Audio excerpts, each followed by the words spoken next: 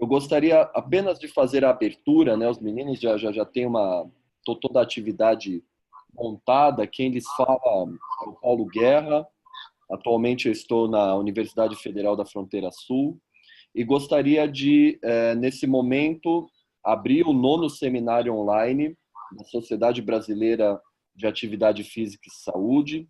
Estou, nesse momento, como diretor científico da sociedade. E esse 9º seminário online tem como tema central a mensuração da atividade física e do comportamento sedentário. Nós temos aí como convidados, e de antemão gostaria de agradecer a presença, né, e a colaboração desses professores, o professor Danilo Rodrigues, da Universidade Federal do Sergipe, professor Davi Ohara, da Universidade Estadual de Santa Cruz, professor Jefferson Sasaki, da Universidade Federal do Triângulo Mineiro, e do professor Marcelo Romanzini, da Universidade Estadual de Londrina, né? Eles fazem parte de um dos grupos de trabalho dessa atual gestão da sociedade brasileira, que é da mensuração da atividade física e do comportamento sedentário, mas mais à frente o Marcelo vai passar, né, as regrinhas aí do jogo. E eu gostaria, só para finalizar a minha fala, de fazer um convite, né, um chamamento a todos aqueles e aquelas que estão nos prestigiando aí via remota, para participarem do 12º Congresso Brasileiro de Atividade Física e Saúde, um evento que vai acontecer na cidade de Bonito, Mato Grosso do Sul, entre os dias 23 e 26 de outubro desse ano. Nós já temos o site, tá? O site já está em funcionamento, vão lá, busquem as informações com bastante brevidade, né, de inscrição, para não ter que pagar mais, né, também fazer suas reservas na cidade, para não deixar muito em cima da hora, ficar mais caro. Espero que vocês gostem, né, do site. Ele foi montado com bastante carinho aí pela Cris, presidenta desse 12º Congresso. E é isso, Marcelo. Se me permite, eu vou passar agora a fala para você. Gostaria de desejar um ótimo seminário. Estarei aqui assistindo. Um ótimo seminário a todos e todas. E é claro, né, é mais uma possibilidade que nós temos aí de aprender com professores que estão desenvolvendo pesquisas da mais alta qualidade. Um grande abraço. Ok.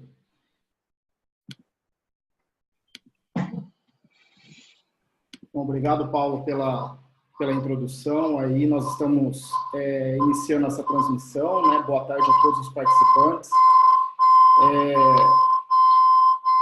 Mais um seminário promovido pela Sociedade Brasileira de Atividade Física e Saúde, o qual, nessa tarde de hoje, né, terá como tema a mensuração da atividade física e do comportamento sedentário. Eu vou moderar esse seminário, que vai contar com a participação de outros 3 professores, que nós vamos apresentar na sequência. E aí, até para todos os participantes terem um entendimento de como nós iremos proceder com as atividades de hoje, né? Então, o seminário ele vai ter uma duração de aproximadamente 1 hora. Na primeira parte do seminário, o professor Jefferson Sasaki, por volta aí de uns 5 minutos, ele vai apresentar o grupo de trabalho em mensuração da atividade física e do comportamento sedentário. Então, para que os participantes entendam, né, que além desses seminários online, a Sociedade Brasileira de Atividade Física e Saúde também tem desenvolvido outras atividades bastante interessantes, e a formação dos grupos de trabalho é uma delas. Na sequência, nós vamos passar aos palestrantes, o professor Davi Ohara, que vai ter a oportunidade de fazer uma explanação durante 20 minutos, e depois o professor Danilo Rodrigues Pereira da Silva, que também vai poder fazer a sua explanação ao longo de 20 minutos. Nós pedimos aos participantes, né, que, se porventura eles tiverem dúvidas, perguntas, que eles podem encaminhar ao longo de todo o seminário, por meio daquela janela Q&A, né? E no final das apresentações, né, de ambas as palestras, daí nós começaremos a selecionar as perguntas, né, para que os participantes, para que os palestrantes possam respondê-las, ok?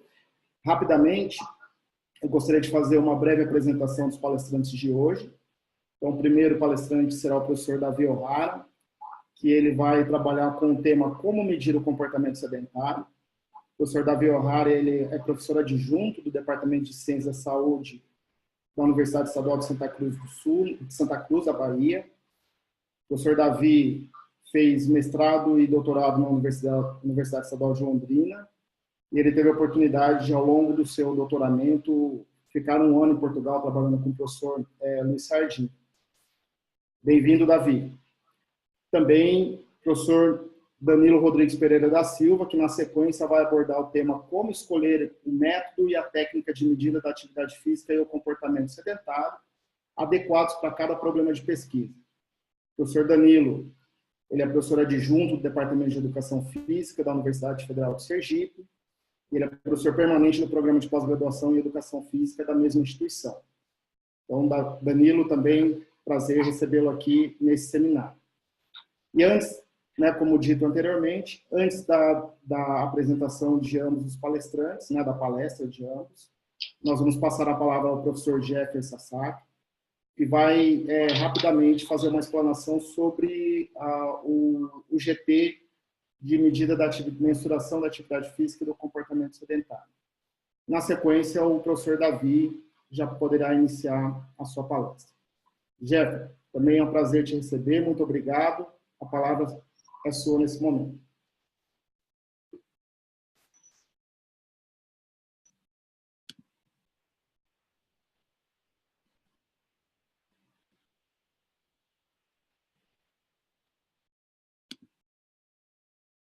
Boa tarde a todos, Obrigado aí, professor Marcelo, pela apresentação. Dizer que essa é uma oportunidade única aí para o pessoal que quer aprender mais sobre avaliação de física, uma iniciativa do nosso trabalho, tá?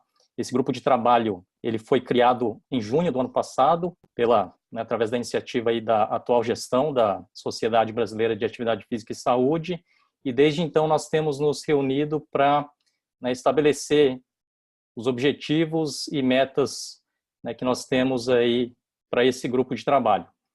Aí, nosso grupo de trabalho, ele congrega os membros pesquisadores associados à Sociedade Brasileira de Atividade Física e Saúde, que tem o interesse em investigar justamente a mensuração da atividade física e comportamento sedentário.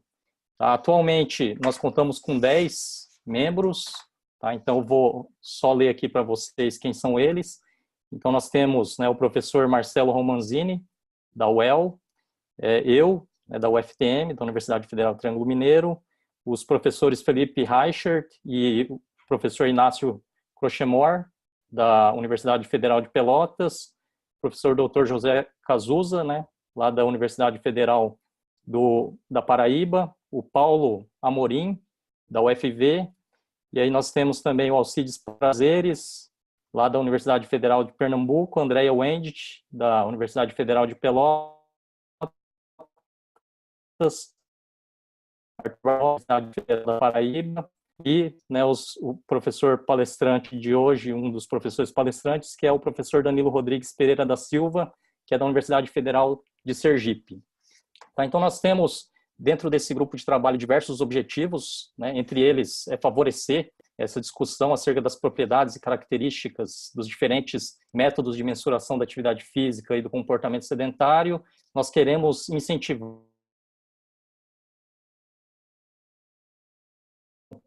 de modelos aí conceituais teóricos, direcionar os pesquisadores da área que estão interessados em investigar tanto a atividade física como o comportamento sedentário. Queremos facilitar essa interação e o intercâmbio entre pesquisadores, também profissionais da área, para que a gente possa ter uma troca de conhecimentos que seja produtiva e também divulgar e disseminar esses conhecimentos através, por exemplo, desses seminários online que vem acontecendo também por organização de outros grupos de trabalho. Então, essa ação aqui seria a primeira ação do nosso grupo de trabalho, e nós temos diversas outras ações que vão acontecer, até culminar lá com Congresso Brasileiro de Atividade Física e Saúde, onde a gente vai, né, organizar, né, um simpósio e depois também, obviamente, ter interação, né, com as pessoas interessadas no assunto. Tá? Então, para não delongar demais, né, o grupo de trabalho está aí disponível para quem quiser, né, trocar conhecimentos, para quem quiser conversar conosco, tá?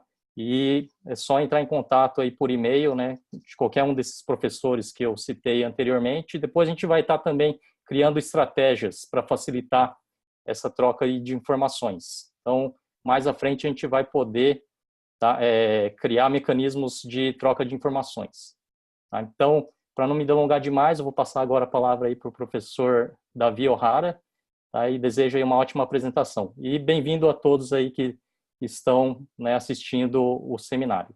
Tá? A palavra é toda sua, professor.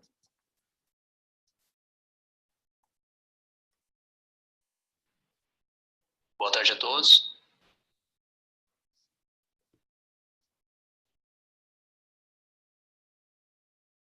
Alô, boa tarde. Boa Todos me tarde, escutam? Boa tarde. Boa tarde, Davi. Inicialmente, alô, boa tarde. Todo mundo escuta, tranquilo, né? Sim. Tá joia. Inicialmente, eu queria dar uma boa tarde para Marcelo, para Danilo, para Jeffer, Paulo também, que acabou de fazer a introdução aí. Inicio minha fala, inicialmente, parabenizando a Sociedade Brasileira de Atividade Física hoje pelos esforços e pelas iniciativas. Eu acho que essa é uma excelente iniciativa, né? E a realização desses seminários online. Quero dizer também que é uma honra participar desse seminário, sobretudo quando a gente olha para os seminários anteriores e observa as pessoas que tiveram a oportunidade de falar com vocês. Então, para mim, é realmente uma honra, fico lisonjeado e agradeço aí a lembrança do meu nome para estar hoje falando com vocês.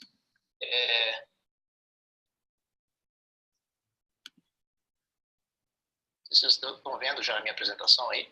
Você precisa compartilhar a tela, Davi. Isso.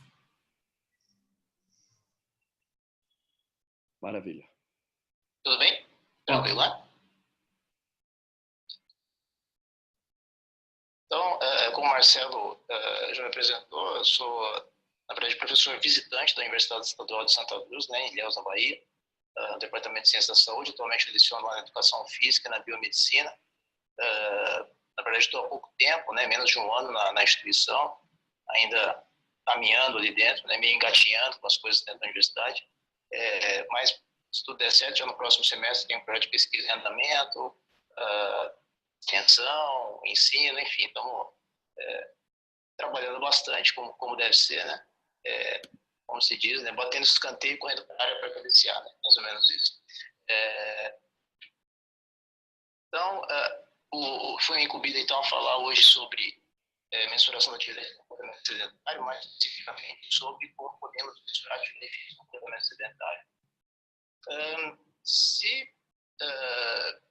Tradicionalmente, né, talvez eu faria uma divisão entre medida da atividade física e do comportamento sedentário. Coloquei aqui todo mundo no mesmo pacote, digamos assim. Dividiria, então, em medidas subjetivas e medidas objetivas, para falar de cada uma delas, características das medidas. Né? No entanto, eu espero não frustrar muita gente, mas eu vou passar diretamente para as medidas objetivas.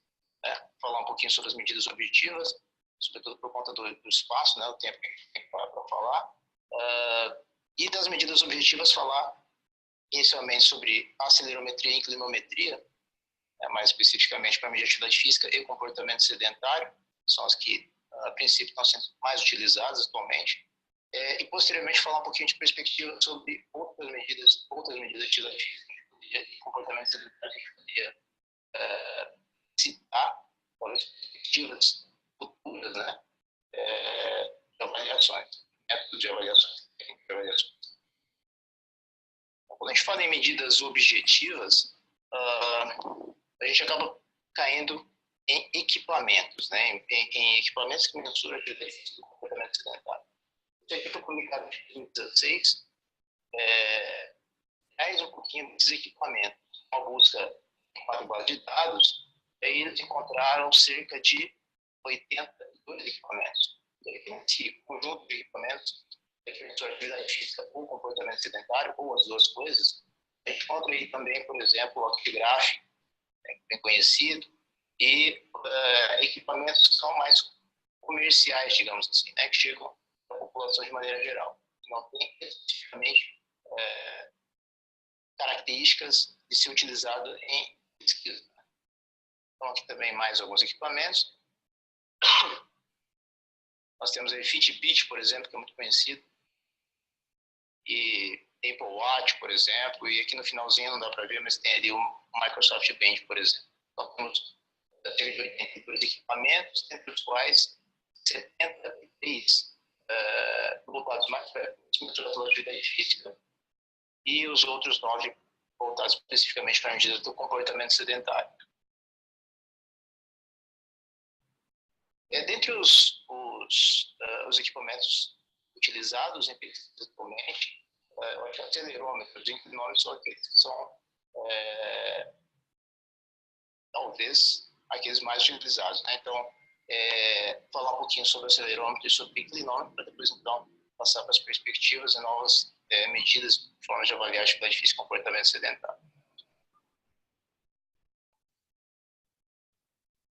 Então, tanto o acelerômetro quanto os inclinômetros são considerados sensores de movimento, né, para quem não está habituado com esse tipo de equipamento. O acelerômetro, basicamente, ele mensura a aceleração de um dado segmento corporal ou um objeto, né, em um espaço em um dado período de tempo. Aqui eu trouxe alguns modelos de acelerômetro. Esse daqui é o RT6, né, é o sucessor do RT3. Aí nós temos o OctiArch, que além de acelerômetro também é acoplado a ele um frequencímetro. Esses são os modelos da Actical, né, são produzidos pela Philips. E o GeneActive, né, que também, em algum momento, aí, o pessoal que em algum momento deve ter visto algum desses equipamentos, a gente vai fazer de maneira objetiva. Mas, sem dúvida nenhuma, desses equipamentos, aquele que é mais utilizado hoje da pesquisa, ou um dos mais utilizados da pesquisa, são os modelos da Actigraph, né? Aqui a gente tem 4 modelos, sendo que o GT3X hoje talvez seja o mais utilizado. Então, algumas características dos acelerômetros. Como o próprio nome diz, o acelerômetro ele parte do pressuposto da aceleração do segmento corporal, onde ele é fixado, e, portanto, ele consegue distinguir a intensidade da atividade. Diferente do que acontece, por exemplo, com os pedômetros, né, que a aceleração da quantidade de passos, você faz um movimento brusco rápido ou um movimento muito lento. O pedômetro é a mesma coisa, ele vai contabilizar um passo. Nesse caso, o acelerômetro ele tem a vantagem de distinguir por conta da aceleração. Então, a partir de um movimento mais rápido, por exemplo, uma aceleração maior, você tem valores maiores, portanto, distinguir então a intensidade da atividade. Todos os equipamentos mais novos, mais atuais, eles são pequenos, são portáteis, possuem uma grande capacidade de armazenamento de informações de maneira geral. Alguns desses equipamentos tivessem capacidade da bateria, por exemplo, um ano, conseguiria aí medir a atividade física durante um ano, dependendo aí do epoque utilizado, ou seja, do intervalo de coleta que o método realiza, por exemplo. Outras informações que os equipamentos de acelerometria podem fornecer são o número de passos, né? Por parte desses equipamentos possuem capacidade de contabilizar o número de passos, aspectos relacionados à qualidade do sono, e aí o acelerômetro, né, principalmente o da Actigraph, ele, alguns pesquisadores que utilizam mais para sono gostam de chamar de actígrafo, né, ou método de actigrafia, ou actimetria, né. Então, também é possível, a partir dos equipamentos de acelerômetro, a gente conseguir informações com relação à qualidade do sono. Também é possível mensurar o comportamento sedentário e gasto energético. Os equipamentos atuais, a grande maioria deles são triaxiais, ou seja, eles são sensíveis à aceleração nos 3 eixos, né? Eixo vertical, anteroposterior e médio lateral. Há também os equipamentos uniaxiais e os biaxiais, ou seja, o primeiro geralmente sensível à aceleração vertical, os biaxiais em 2 eixos.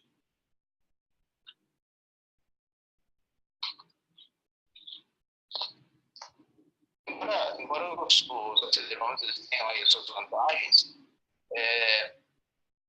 a unidade de medida, né, que fornece o acelerômetro é uma unidade de medida de difícil de interpretação. Na verdade, a gente diz que é uma medida não há um significado biológico para essa unidade de medida, né? Então, o que isso tem feito hoje, para os valores de counts, ou seja, para que eles tenham uma interpretação, a gente pode, de 2 formas, interpretar os valores de counts. A primeira delas seria a partir de equações preditivas para gasto energético, ou seja, a partir de equações preditivas para populações específicas. Né? Você teria equações onde você colocaria o valor de counts, aí, ou você teria o valor de gasto energético a partir dessa equação. A outra forma é interpretar os valores de counts a partir de pontos específicos com intensidade de atividade. Então, seria, por exemplo, uma atividade de 10.000 counts, estaria numa categoria de atividade de intensidade moderada, por exemplo. São pontos de corte específicos para determinar a intensidade de atividade a partir dos valores de counts. Outra desvantagem, né, digamos assim, dos acelerômetros é que não consegue identificar o contexto, né, da atividade física. Também tem uma dificuldade de captar aceleração ou movimento do tronco, ou membros superiores, né? Geralmente os equipamentos são fixados, são utilizados, né? Cintura, né? Com movimentos do tronco em membros superiores ou em isometria, por exemplo, não são sensíveis a ser captados. Com que alto custo, porque esses equipamentos ainda chegam, embora, exemplo do ActiGraph, né? Do DTX, por exemplo, custa nos Estados Unidos de $225, eles chegam aqui custando bem mais caro por conta de impostos, etc. Não sei experiências aí dos colegas que tiveram a oportunidade de importar esses equipamentos, mas a experiência que eu tive nas importações, por exemplo, em Londrina, na Universidade Estadual de Londrina, chegou praticamente com o dobro do valor. Então, que custaria cerca de R$1.000 se comprado a conversão do dólar, chegou em Londrina por volta de R$2.000. Então, ainda é um equipamento de alto custo, principalmente em estudos onde você tem uma grande para ser avaliado, característica epidemiológica. Nesse caso, torna-se inviável dependendo da situação ou da condição que fomenta a pesquisa, e hoje a gente tem uma condição bastante complicada com relação a isso. A outra questão diz respeito aos dados obtidos por fabricantes distintos. Então, os counts que a gente obtém do modelo do fabricante ActiGraph, a gente não poderia, por exemplo, comparar com os dados dos counts obtidos pelo Optical, ou do RT3, RT6, etc. Isso basicamente porque os algoritmos utilizados para a conversão desses counts, do valor da aceleração para o valor de counts, são algoritmos de cada uma das fabricantes, e isso é um valor arbitrário, e então acaba dificultando amplamente a comparação entre os algoritmos de equipamentos e fabricantes. Então, assim, basicamente, o acelerômetro ele é mais utilizado para avaliação da atividade física, talvez hoje é mais utilizado para o ActiGraph, os mais utilizados. Também pode ser, ele consegue, ele permite que a gente tenha informações a respeito do comportamento sedentário, mas hoje, quando o objetivo é avaliar o comportamento sedentário, talvez os inclinômetros são aqueles mais utilizados em pesquisa. Na verdade, a lógica dos inclinômetros é bastante simples, eu vou falar daqui a pouco, mas basicamente eles identificam o posicionamento do segmento corporal, através da inclinação, e a partir de um intervalo de angulação na vertical ou na horizontal, ele identifica o indivíduo que está em pé, andando, né, ou sentado, deitado, reclinado. Esse talvez seja o equipamento hoje mais utilizado para mensuração do comportamento sedentário, né, esse equipamento, ele é afixado à coxa, avaliado, e aí a partir da inclinação do equipamento que está fixado à coxa, na vertical ou na horizontal, em um intervalo de angulação na vertical ou na horizontal, ele identifica então se o indivíduo está de pé, caminhando, ou se ele está sentado, deitado ou inclinado. O equipamento também possui um acelerômetro, que permite também por exemplo, de contagem de passos. Então, algumas características desse tipo de equipamento é sensível às mudanças de posição do segmento, são capazes de contar no mercado, como eu havia dito agora, né, são pequenas e portáteis, ainda, da mesma forma como acontece com os acelerômetros, ainda com alto custo. Né. Nós tivemos uns probleminhas com relação à duração de bateria, né, do equipamento. O laboratório de GPMN lá em Londrina criou alguns equipamentos desse e talvez por conta de um período sem utilizá-los, a gente não consegue segurar a carga da bateria, né? Mas atualmente então é o equipamento mais utilizado para comportamento sedentário. Esse daqui é uma amostra do resultado, né, que o acelerômetro, que o inclinômetro fornece, né? São os dados. Então, cada uma desses gráficos aqui representa um dia da semana, e aí as cores representam aí a inclinação, a condição do indivíduo durante o dia. Então, o amarelo aí representa o indivíduo está sentado ou deitado, a cor verde representa o indivíduo está caminhando, está em pé, e o vermelho caminhando. Né? Também ele consegue contar o número de passos, como eu disse para vocês anteriormente, também ele dá o número de transições. Né? Esse outro equipamento aqui, ele também permite identificar o número ou quantidade de tempo em comportamento sedentário. O equipamento chama Lumobec, mas na verdade ele não foi criado ou concebido para identificar comportamento sedentário. O Lumobec foi criado para identificar questões posturais. Então, ele é voltado para questões posturais. No entanto, como ele consegue identificar a postura ortostática, né, ou quando o indivíduo está sentado, deitado, reclinado, é possível, sim, então, avaliar o comportamento sedentário a partir desse equipamento.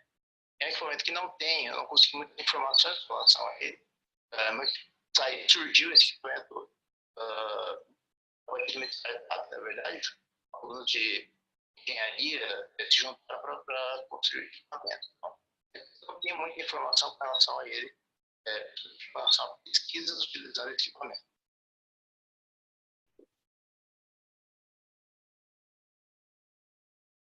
Bom, aqui eu trouxe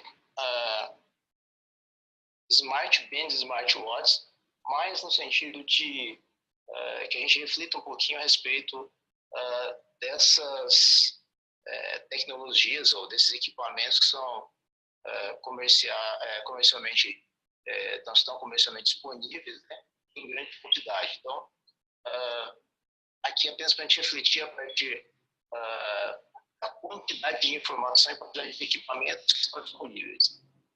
Pensar então o potencial que esse tipo de equipamento poderia gerar em termos de volume de informação, né, com relação à atividade física. É verdade que esses equipamentos fornecem informações escritas a número de passos, por exemplo, tempo e comportamento sedentário em geral. São lembretes, são notificações que eles permitem realizar, mas são em grande quantidade comercializados hoje em dia. Então, aqui só para a gente ter uma ideia de volume de equipamentos comercializáveis, né? Uma única marca e de um único modelo de uma única marca, nesse caso aqui eu trouxe a Xiaomi, que é uma marca chinesa, Sony que é um modelo de smartphone que eles comercializam. Tem 3 modelos, né? O modelo 1, 2 e o diesel, tem de 1, 2 e 3. Só o primeiro modelo desse equipamento vendeu em 4 ou 5 meses em torno de 10 milhões de unidades, né? Então, só para que a gente tenha ideia da quantidade do volume de informações que poderia gerar a partir desses equipamentos. A outra questão é que esses equipamentos sejam equipamentos baratos, né? Quando a gente pensa no sensor que vai dentro desse equipamento, o sensor que embarca esses equipamentos, muitas vezes equipamentos simples ou mais baratos possuem os mesmos sensores da mesma marca de equipamentos mais caros. Então, só para deixar a mensagem que talvez, mesmo baratos equipamentos, potencialmente podem fornecer informações de melhor qualidade. Então, às vezes o aluno me pergunta, pô, professor, será que eu posso usar? Posso confiar nessas smartphones? A resposta é não sei, porque na verdade a gente não tem estudo de validação de equipamentos mais baratos, equipamentos de entrada, né? Quando a gente pensa nos smartwatches, que são os relógios, né? Aí, só para diferenciar, né, os smartwatches dos smartbands, as smartbands, basicamente, elas necessitam de um celular e um aplicativo para que a gente consiga manipular as informações ou visualizar as informações do histórico de atividades que você fez ao longo dos últimos dias. Já as smartwatches são equipamentos que, de maneira geral, possuem tecnologia mais avançada, digamos assim, são mais caras, né? E possuem mais autonomia quando comparados aos smartbands.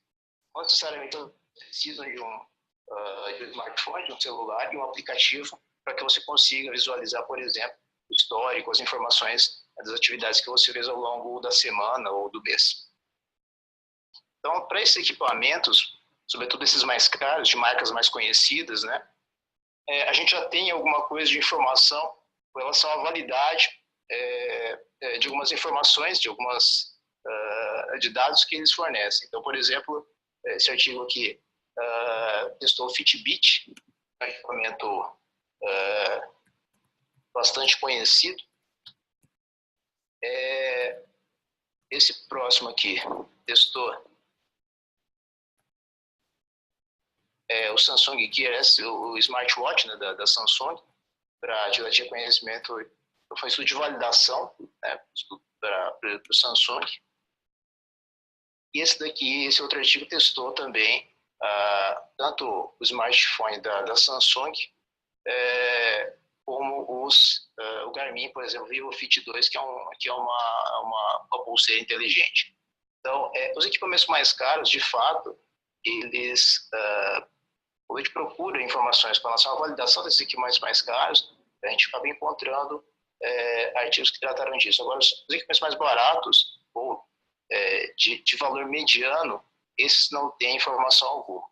Portanto, embora a gente acredite que, de fato, existe relação entre o valor e qualidade da tecnologia, né, que está embarcada, pelo fato de equipamentos mais baratos também usarem, muitas vezes, sensores de fabricante, ou sensores iguais aos equipamentos mais caros, a gente ainda não sabe se equipamentos mais baratos de fato não prestam, né? Não são, a qualidade é muito ruim, não estou sabendo disso ainda. Bom, aqui eu vou falar algumas coisas a respeito daquilo que eu penso de evolução para equipamentos e para as medidas de atividade física e do comportamento sedentário, somente a partir da evolução dos próprios sensores, né, de acelerometria, de giroscopia e outros sensores embarcados em muitos equipamentos, como sensor de luminosidade, aproximação, arômetros, etc, etc.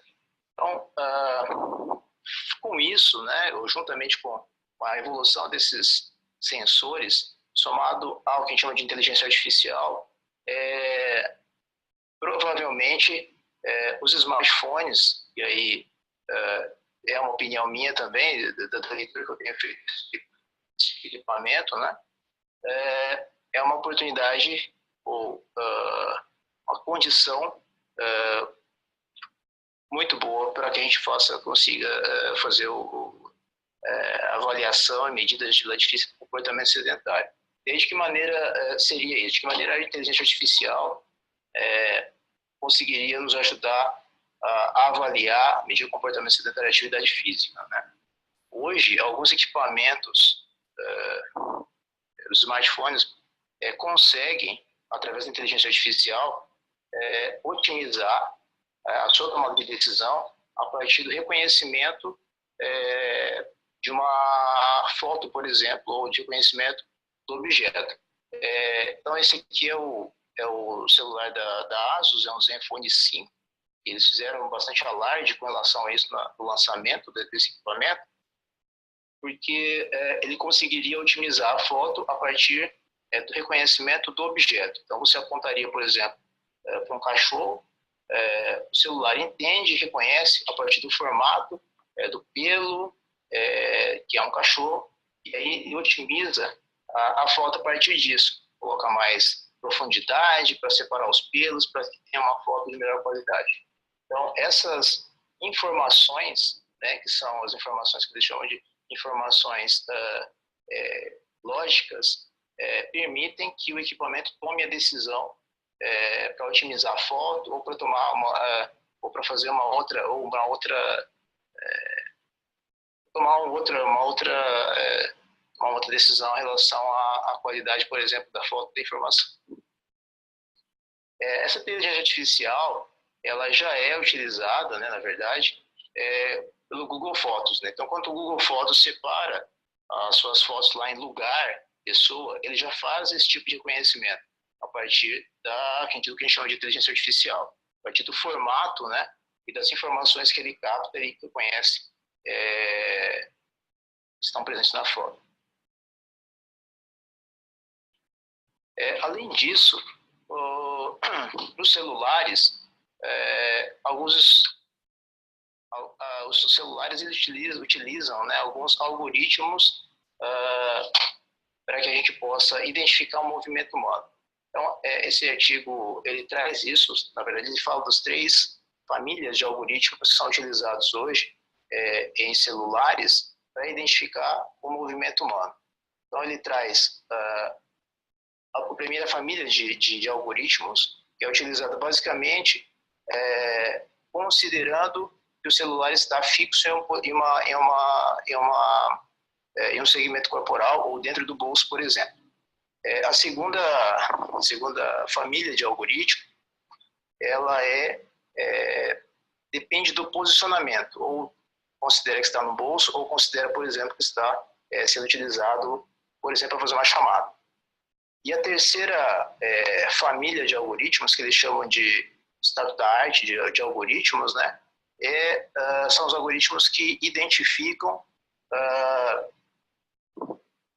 independente, ou seja, eles mensuram a atividade física ou movimento humano, independente da localização da posição do equipamento no corpo.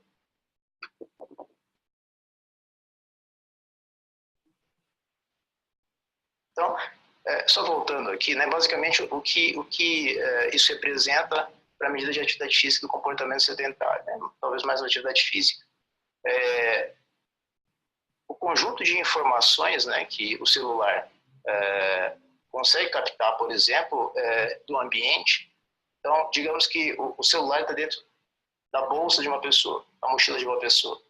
Então, a evolução, ou a utilização daqueles sensores, sensor de aproximação, sensor de luminosidade, os sensores que existem no celular, vão identificar que dentro da bolsa está escuro, então ele sabe que ele está ou dentro de uma bolsa ou dentro do bolso da calça. Aí o outro sensor vai identificar que o movimento está sendo realizado a partir de um movimento de pêndulo. Então, ele vai identificar que está caminhando. Então, essas informações em conjunto geram a condição para que ele tome a decisão e fale, não, eu estou dentro de uma bolsa, então eu vou começar a medir atividade física dessa maneira, porque está caminhando dentro de uma bolsa e não está, por exemplo, segurando o celular, utilizando o celular, caminhando com a fala e utilizando na cabeça, por exemplo, na posição mais alta. Então aqui também é outro exemplo, né, da inteligência artificial. Na verdade, a aplicação da inteligência artificial, talvez alguns já tenham visto esse equipamento. Na verdade, é uma máquina de lavar roupa, né, mas que tem outras funções, né? Então, você insere roupa suja aqui nesse compartimento inferior, o equipamento fecha, lava a roupa, seca, passa as roupas, e mais do que isso, né, ela dobra a roupa e a separa por tipo. Então, isso aqui é um exemplo clássico da utilização da inteligência artificial. Então, são várias informações, principalmente de formato da roupa. São 260 mil fotos, por exemplo, informações de camiseta, para que ele saiba, identifique aquilo como uma camiseta que não tem botão, que não tem gola, então aquilo é uma camiseta.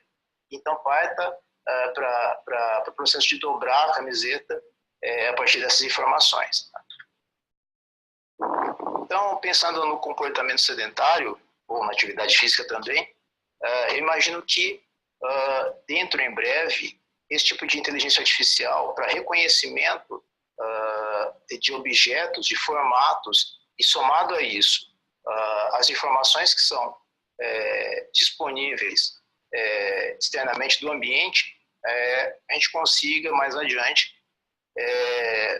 identificar o comportamento sedentário a partir de filmagem, né? Só o fato de colocar, por exemplo, uma câmera no ambiente desse de trabalho, a gente conseguiria identificar todas as pessoas e conseguir identificar quanto tempo elas estão passando sentada e quanto tempo elas estão passando em pé, a partir da inteligência artificial de conhecimento da silhueta do objeto que está se movimentando ou está parado.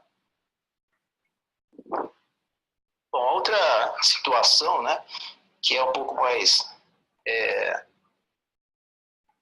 digamos, mais viajada, né, é a utilização de biochip, né? Não sei se algum de vocês já viu alguma coisa nesse sentido.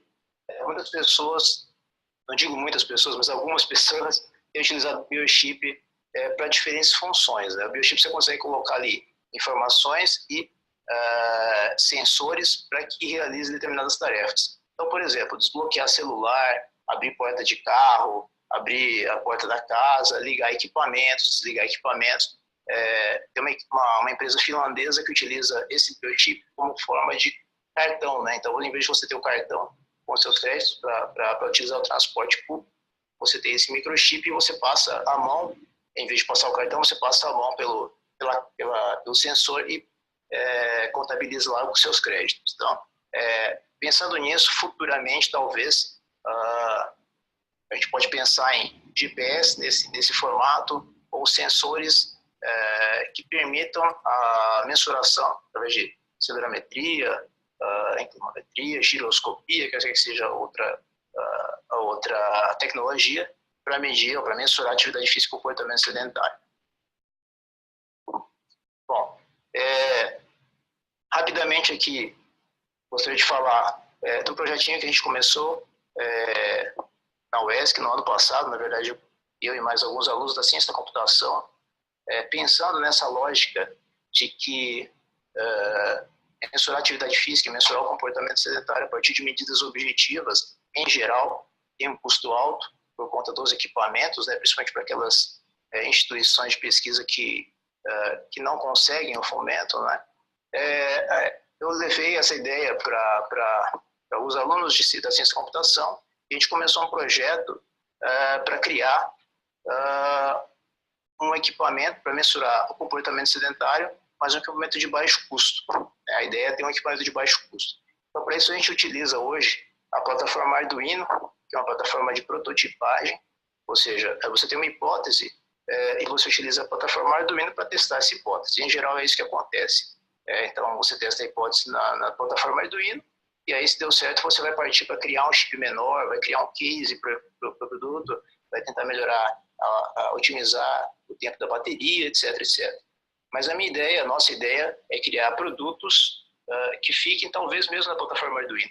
A gente talvez mexa em alguma outra componente do equipamento, mas que fique mesmo na plataforma Arduino, porque é a plataforma barata. Então, basicamente, para quem nunca ouviu falar da plataforma Arduino, é como se fosse um Lego, né? Você vai pegando partes e vai montando o produto que você quiser. Tá? Em termos de eletrônica, você consegue montar quase tudo. Eu quero montar um equipamento Sprint Sport, por exemplo, para medir testes de velocidade, potência, etc. Você consegue montar com a plataforma Arduino. Então, o objetivo foi criar um equipamento de baixo custo, né, para mensurar o comportamento sedentário. A ideia foi jogar esse problema para os alunos, são quatro alunos, e pedir a eles que fizessem, então, projetos independentes. Ou seja, 4 alunos com projetos independentes. A ideia é que eles não conversem entre eles também, para que cada um toque o seu projeto. Eu tenho 4 projetos diferentes, na verdade, e eu dei um teto. Vocês têm R$100 para tocar esse projeto. Cada um tem R$100 para o projeto. Mas, de fato, a plataforma Arduino é uma plataforma muito barata. Então, esse equipamento que vocês estão vendo, esse Frankenstein, ele foi cerca de R$45. Nós ainda estamos testando esse protótipo. Evidente, muita coisa daqui vai mudar, né? Essa bateria é uma bateria de celular velha, a gente vai trocar para bateria de drone, que é uma bateria pequena e mais potente. E aí eu vou mostrar parte por parte para que você saiba o que é. Então, isso daqui é onde vai ser gravadas as informações, onde estão sendo gravadas as informações de comportamento sedentário. Então, o que a gente consegue fazer hoje é gravar o tempo em comportamento sedentário e gravar o tempo em comportamento não sedentário. Digamos que se a pessoa estiver em pé, ela vai ser identificada como pé. E aí, se ela sentar, ela consegue identificar que está sentada. Basicamente, pela inclinação, né? Então, aqui a gente tem digamos que a placa-mãe do programa Arduino, para esse modelo, né? Aqui a bateria que a gente usa hoje, a bateria que nós vamos usar no próximo modelo, que foi comprada para ser utilizada. Isso daqui é o giroscópio com acelerômetro. Então, são os dois sensores não só. Tem giroscópio e acelerômetro. A ideia é que essa partezinha fique ao lado da coxa da pessoa, para daí então identificar a inclinação, né, naquele intervalo de angulação, para identificar então a pessoa no comportamento sedentário ou de pé andando. Esse daqui é o esqueleto do projeto. O giroscópio e acelerômetro na ponta, a bateria, a placa-mãe do Arduino e o adaptador micro SD. A gente colocou agora, mas não seria necessário. A gente poderia fazer, por exemplo, Wi-Fi. Eu poderia mandar informações direto, por exemplo, para o celular ou para o computador, ou para a rede, né? Se você estiver em rede, você consegue mandar informações direto para a rede, ou para o computador ou para o celular. Isso aqui é parte do código, né? Então a gente precisa formalizar isso. Ainda a gente não tem ainda o código completo. A gente precisa cadastrar esse código para que isso não seja, digamos, copiado por alguém, né? Plagiado por alguém. Isso é parte do código que a gente está trabalhando. Então, rapidamente, para finalizar, então, o que eu chamo a atenção aqui com relação às medidas de atividade física e comportamento sedentário, embora não tenha abarcado poucos métodos, né, e técnicas de medidas de atividade física e comportamento sedentário, é que a gente precisa de equipamentos de baixo custo para ter alta qualidade. Embora a gente tenha hoje equipamentos de baixo custo, a gente não sabe a qualidade. A gente não tem estudo de validação, mas a gente estudando isso, mas a gente trabalhando com relação a esses equipamentos mais baratos. Temos alguma coisa que equipamentos mais caros, mas equipamentos mediano e baratos a gente não tem. E só lembrando que esses equipamentos mais baratos muitas vezes utilizam a mesma tecnologia de equipamentos mais caros. Então, para a gente lembrar disso. A outra é que também é utilizar métodos que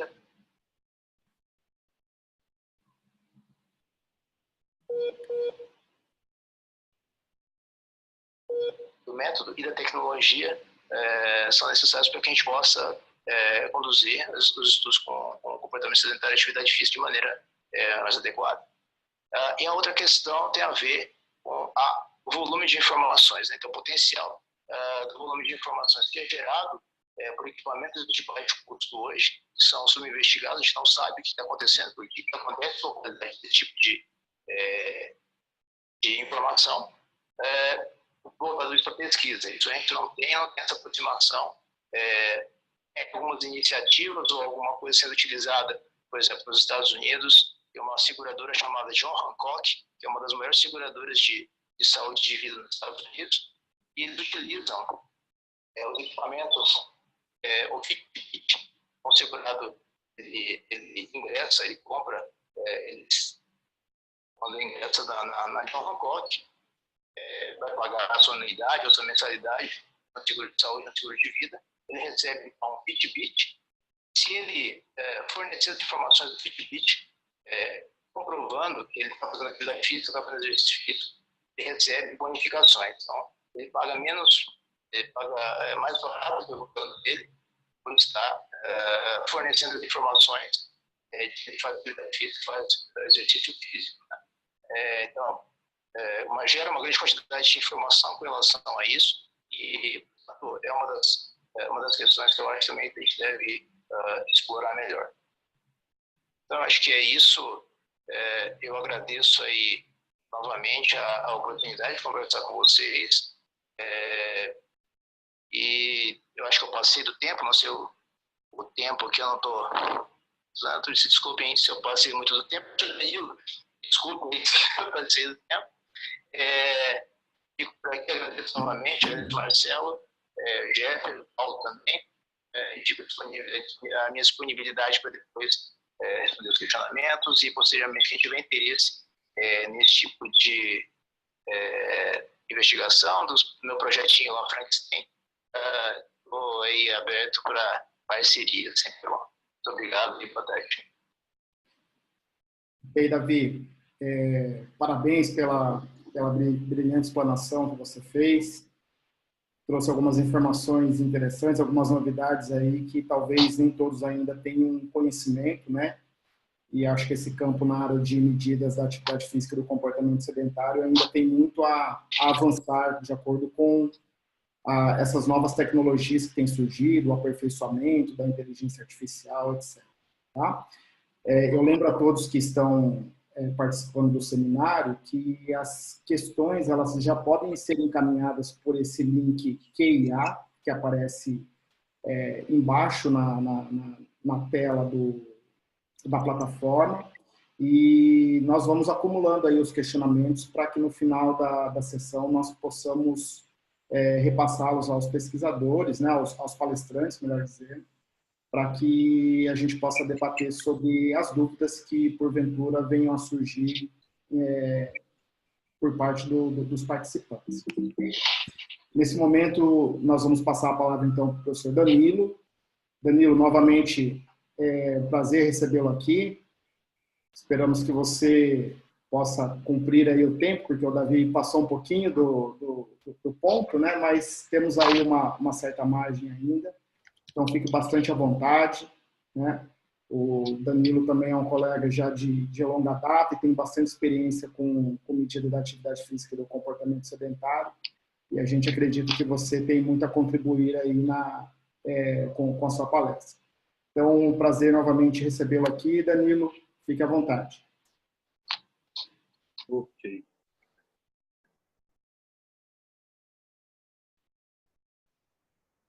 Deixa eu só tentar.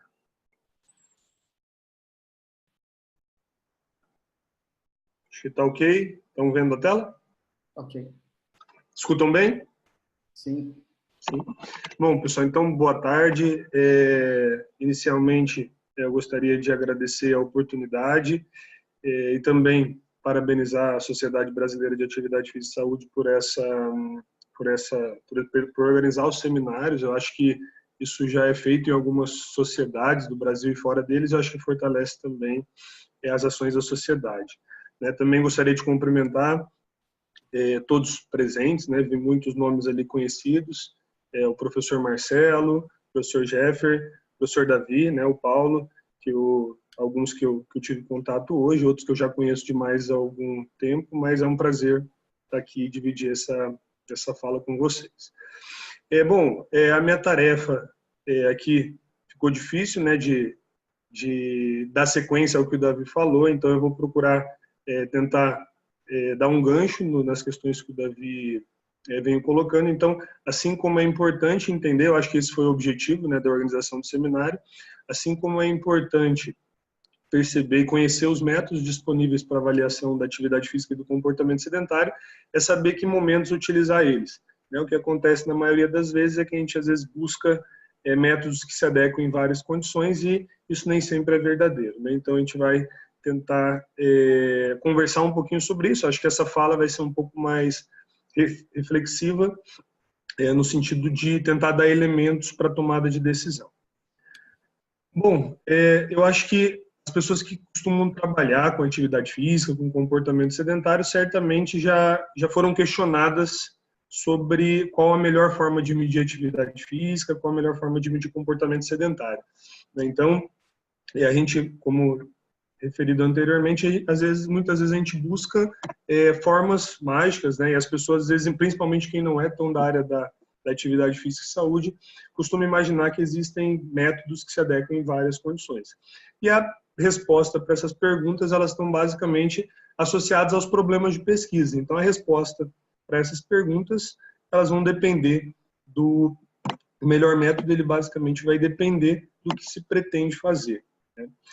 E até um pouco antes de entrar um pouco nessas decisões, gostaria de rapidamente só relembrar muitos de vocês sobre os conceitos, né? Eu acho que entender os conceitos de atividade física e saúde, atividade física e comportamento sedentário, eles podem nos ajudar a lembrar o que de fato a gente está avaliando. Então, se a gente olhar esse conceito mais clássico de atividade física, a gente vê que é um conceito que tem uma complexidade muito grande, né? Então, são movimentos, enfim, produzidos pela musculatura esquelética, que resultam em nível de gasto energético acima dos níveis de repouso, e ele envolve várias dimensões, né? Ele se manifesta em diferentes contextos, enfim, tem diferentes características, e a gente tem que ter muito claro o que da atividade física a gente está avaliando. Assim como o conceito mais recente, comportamento sedentário, que igualmente ele embute alguma complexidade, porque ele envolve principalmente duas dimensões, que tem a ver com essa dimensão postural, né? Nas posições, são atividades na posição sentada, deitada ou reclinada, e essa dimensão mais energética, que tem a ver com gasto energético inferior a 1,5 METs. E da mesma forma, as manifestações do comportamento sedentário podem ser diversas, e os métodos que a gente vai escolher para avaliá-los também tende a variar bastante. Basicamente, né, você sabe que as manifestações da atividade física, muitas vezes, para se avaliar a atividade física, a gente normalmente enquadra ela dentro de alguns domínios, né? Então, a gente tem 4 domínios mais clássicos de manifestação da atividade física, e isso é importante que as questões de pesquisa, né, que as perguntas de partida, elas tenham associação com isso. Também é importante lembrar que a atividade física ela se manifesta, né, como já foi falado, em diferentes formas. Então, eu tenho frequência, duração, intensidade, diferentes tipos de atividades, enfim, e naturalmente que não vai existir um método que vai dar conta de avaliar todas essas manifestações da atividade física.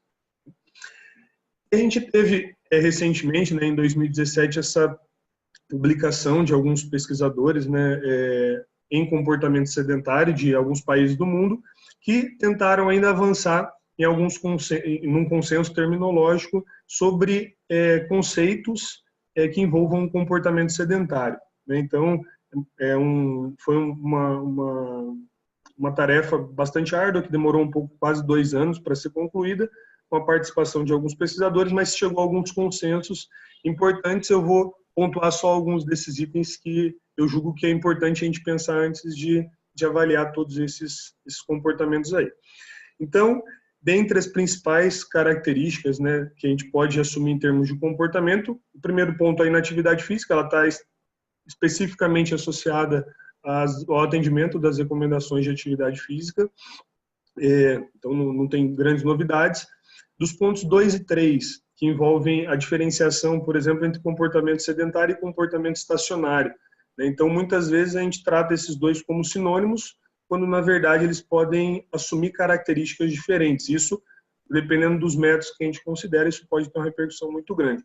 Normalmente, por exemplo, com os acelerômetros a gente faz a estimativa de comportamento estacionário, não de comportamento sedentário, mas normalmente a gente usa isso de forma sem muitas vezes se preocupar com essas características. Então, o comportamento sedentário ele tem a ver com aquelas posturas. O comportamento estacionário ele está basicamente associado à ausência ou à pouca movimentação. É isso que basicamente o acelerômetro nos permite obter. Então, por exemplo, muitas atividades sedentárias elas são também estacionárias, mas existem atividades estacionárias que não são sedentárias. Então, basicamente, pensando no que se pretende medir, deve-se ter atenção a isso daí. O tempo em pé ele é um exemplo disso, né? O conceito 4, que é uma atividade que pode ser estacionária, mas não é sedentária por conceito. A diferenciação dentro do conceito de comportamento sedentário, por exemplo, sobre o tempo de tela. O tempo de tela ele acabou sendo um indicador principal, um proxy, né, de comportamento sedentário, talvez o mais utilizado deles, porém, principalmente a partir da disseminação de outros equipamentos tecnológicos, né, os smartphones, os tablets, não necessariamente tempo de tela ele representa de fato comportamento sedentário. Então as pessoas podem estar em outras posturas, por exemplo, enquanto estão na tela, né? Também a preocupação com o tempo sedentário não baseado em tela, isso tem uma aplicação em outros domínios, né? Se tem estudado muito, por exemplo, o domínio laboral. Quando a gente pensa nos conceitos 7, 8 e 9, eles têm uma importância muito grande, especificamente para o conceito de comportamento sedentário, porém eles não devem ser vistos como sinônimo de comportamento sedentário. Então ganha uma relativa complexidade quando a gente se propõe a avaliar eles, porque se a gente for pensar, o tempo sentado, ele pode ser um tempo também sedentário, mas não necessariamente porque ele atende uma das condições posturais, mas a dimensão energética ele pode não atingir. Eu posso estar sentado e realizando atividades que têm um dispêndio energético acima de 1,5 metros e as outras atividades também.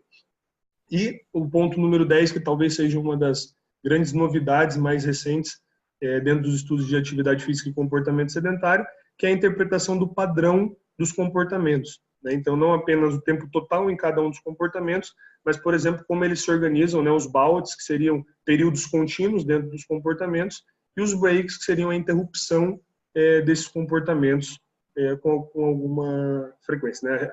Então, as pessoas elas podem, por exemplo, despender a mesma quantidade de tempo em comportamento sedentário em um dia, porém com características em termos de baldes e breaks diferentes. Então, alguns problemas de pesquisas, por exemplo, tem que ter atenção a isso aí. E, passada essa parte um pouco mais conceitual, só para que chame a atenção, né, sobre para a formulação e a decisão entre quais equipamentos e métodos utilizar, métodos e técnicas também, a gente pensar sobre que comportamento de fato a gente quer avaliar. Então, avaliar atividade física e comportamento sedentário, ele vai ter inerente neles uma complexidade muito grande. Então, o que a gente normalmente faz, né, em muitos lugares, é que a gente tem equipamentos, né, adota métodos específicos, e a gente acaba adequando os problemas de pesquisa aos métodos que a gente tem disponível. E normalmente isso não é a estratégia mais recomendada. O ideal seria que se partisse dos problemas de pesquisa, das perguntas de pesquisa, e aí sim fosse procurar os métodos mais adequados. Então, a gente vai conversar um pouquinho mais dessas questões. Além disso, é sempre importante verificar a população, né, que se estuda, então, não só a característica da população, como a quantidade que se pretende avaliar, e verificar, por exemplo, algumas propriedades psicométricas, por exemplo, de cada um dos métodos, em termos de reprodutibilidade, validade e a viabilidade que cada um pode oferecer. Alguns métodos eles podem até ser uma boa opção, mas não serem viáveis em alguns contextos. E o ponto final, que normalmente ali a gente esbarra em alguns momentos, são as disponibilidades de recursos financeiros. Então, às vezes, a gente chega no fim e identifica que determinado método ele é o mais adequado, mas a gente não tem acesso a eles. Então, em alguns momentos, principalmente no nosso contexto, às vezes a gente deve fazer alguma adaptação para conseguir atender os objetivos. Bom, esse documento, né, esse debate, na verdade, ele é oriundo de uma conferência e um evento. Ele traz algumas informações interessantes para a gente imaginar como tomar essa decisão dos métodos a serem utilizados. E uma das coisas interessantes que eles chamam a atenção aqui é, de fato, a complexidade de todos esses comportamentos que a gente se propõe a medir, e que principalmente o desenvolvimento de métodos alternativos, né, para a gente medir a disseminação de métodos alternativos, eles não devem se pautar em medidas padrão ouro únicas. Então ele dá, por exemplo, ele dá o exemplo da água duplamente marcada, né? Normalmente a gente estabelece uma relação hierárquica, ele chama de uma falsa hierarquia, entre métodos, por exemplo, autorreportados, subjetivos, métodos objetivos, e lá no topo a água duplamente marcada. Então, enquanto indicador de gasto energético, por exemplo, ele muitas vezes não vai concordar com a medida de atividade física ou de comportamento sedentário, principalmente porque eles medem coisas diferentes. Então, é interessante também a gente pensar no momento de tomar a decisão entre que métodos utilizar, quais são, na verdade, em que métodos padrão ouro a gente deve se embasar, né? Então, talvez para a gente analisar e investigar deslocamento ativo, talvez o acelerômetro não seja o padrão ouro, né? Para a gente talvez entender algumas características em termos de intensidade da atividade, de baldes e breaks, talvez outros métodos não sejam adequados, né, de estimativa de gasto energético. Então, esse é um ponto muito importante a se pensar, porque muitas vezes a gente estabelece métodos como os ideais, e é muito comum, por exemplo, principalmente entre as pessoas que trabalham com questionários, assumir, normalmente naqueles últimos parágrafos da discussão, que uma das limitações do estudo foi ter utilizado o questionário.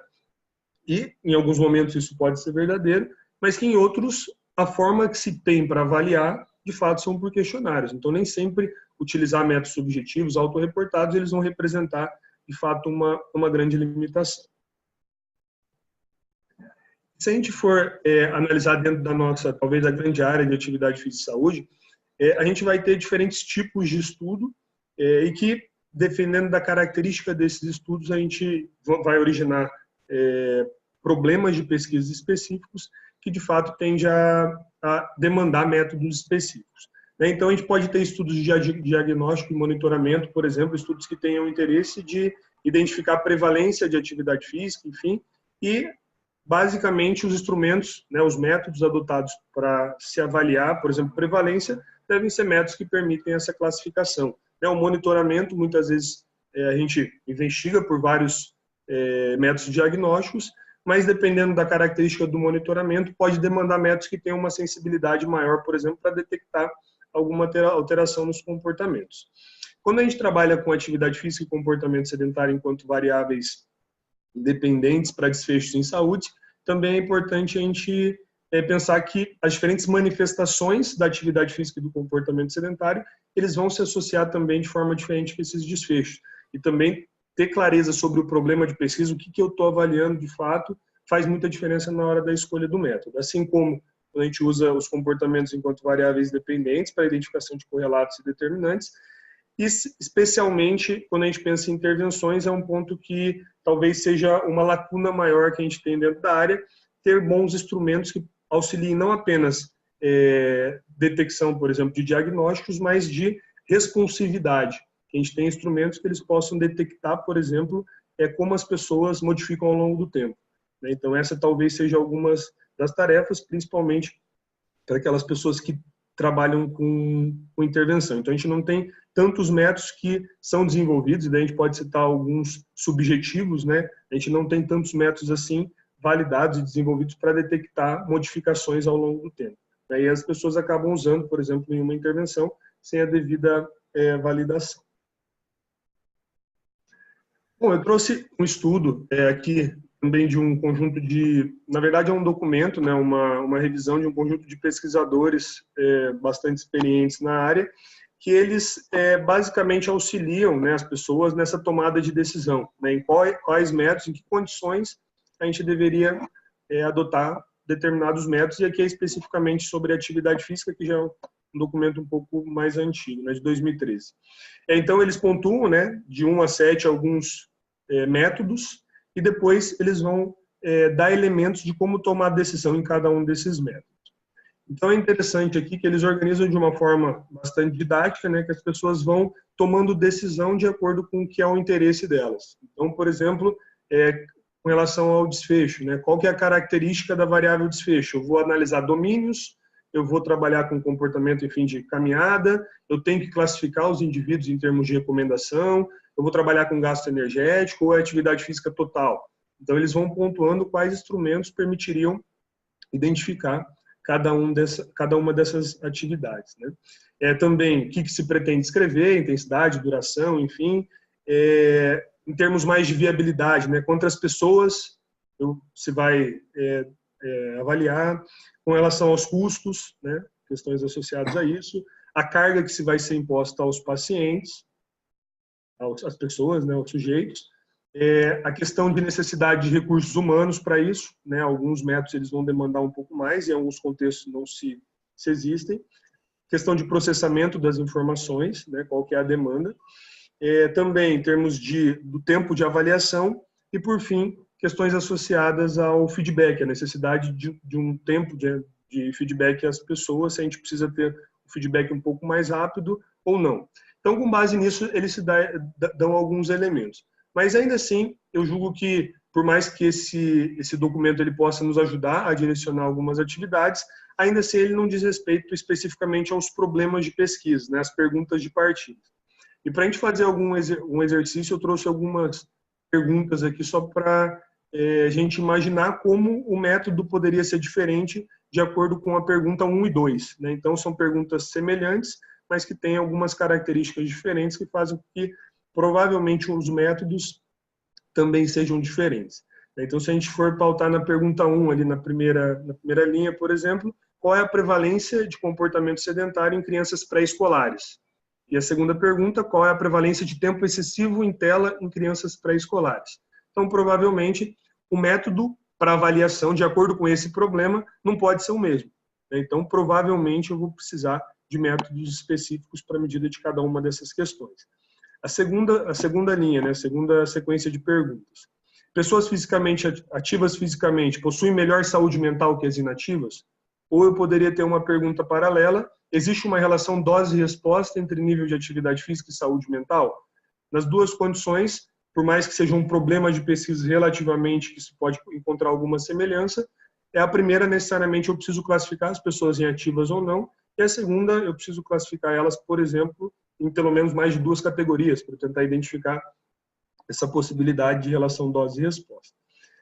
A terceira sequência de perguntas: a construção de ciclovias aumenta o nível de atividade física da população? Ou eu posso ter uma pergunta um pouco mais específica: a construção de ciclovias aumenta a frequência do uso de bicicletas para deslocamento? E, de alguma forma, eu tenho um desfecho um pouco mais amplo e um outro que tem uma determinada característica para avaliação. E, por fim, se o uso de stand desk reduz o tempo sentado de trabalhadores, ou se o uso de stand desk reduz a duração dos baldes do tempo sentado em trabalhadores. Da mesma forma, pode parecer problemas de pesquisa semelhantes, mas que de fato vão demandar métodos e talvez técnicas específicas para essa avaliação. Eu trouxe só um exemplo aqui, é uma revisão sistemática, né, sobre essa relação entre aptidão cardiorrespiratória e atividade física autorreportada e medida objetivamente com o desempenho acadêmico de crianças e adolescentes. E foi interessante o resultado dessa revisão, que eles observaram que aquela relação que se estabelecia entre atividade física e desempenho acadêmico, por exemplo, de criança, eles eram encontrados especificamente em estudos que avaliavam a atividade física de forma autorreportada. E naqueles estudos que utilizavam medidas objetivas, especificamente o acelerômetro, eles não encontravam essas associações. E daí se levantou algumas hipóteses para isso, né? Se pode questionar a qualidade de uma medida ou outra, mas que de fato o que parece passível de ser interpretado é que ambos os métodos eles produzem informações diferentes, né? Então, antes de julgar o que é melhor ou o que é pior, seria muito importante fazer esse tipo de avaliação sobre o que representa uma medida autorreportada e o que representa uma medida objetiva, né? E dependendo do que se pretende com esse objetivo de pesquisa, tomar a decisão entre uma e outra.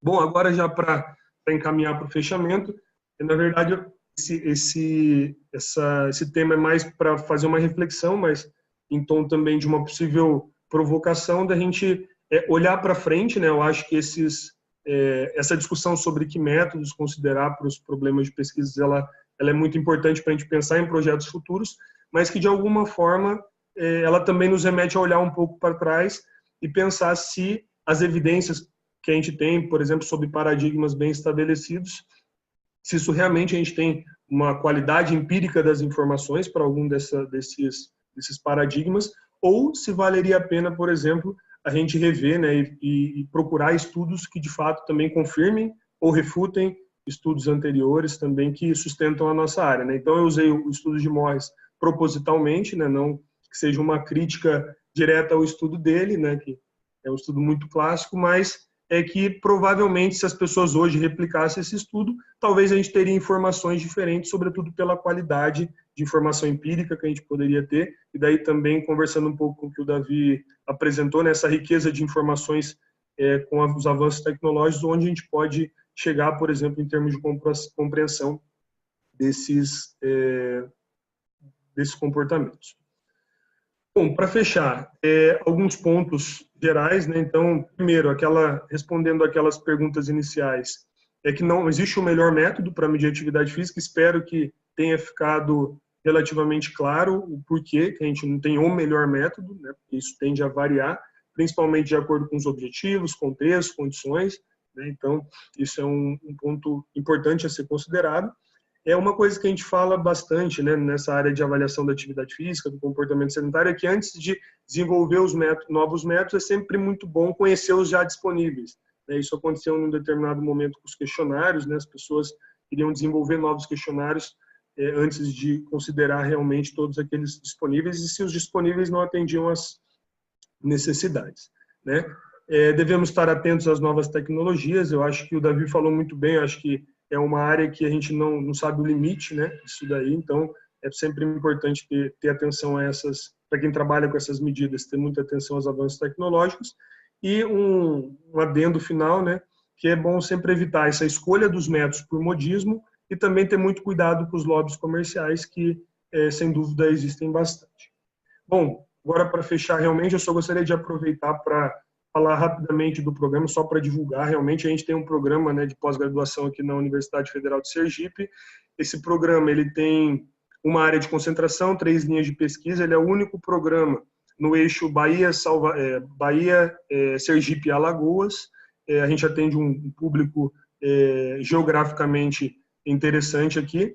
E só queria divulgar, a gente tem um grupo de professores que tem trabalhado para tentar crescer o programa. Hoje a gente tem o conceito 3, né? A gente tem trabalhado para tentar fazer com que as coisas avancem. Deixo aqui disponível o site do programa, o Facebook também para aquelas pessoas interessadas.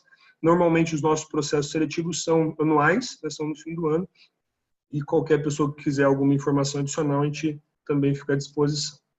Bom, agradeço a oportunidade novamente, né? Peço desculpa se passei um pouco do tempo e agradeço também a paciência de vocês. Muito obrigado. Danilo, obrigado. Agradeço pela apresentação. Já tinha visto você falar no congresso aqui em Londrina, uma palestra semelhante, e novamente você trouxe informações bastante interessantes, algumas pessoas aqui pedindo o nome dos artigos, o título dos artigos que você estava apresentando. Eu penso que vai ser de grande valia, né, para aqueles que estão trabalhando com a medida da atividade física do comportamento sedentário, no sentido de fornecer informações que auxiliem na tomada de decisão. Bom, eu habilitei aqui todos os palestrantes.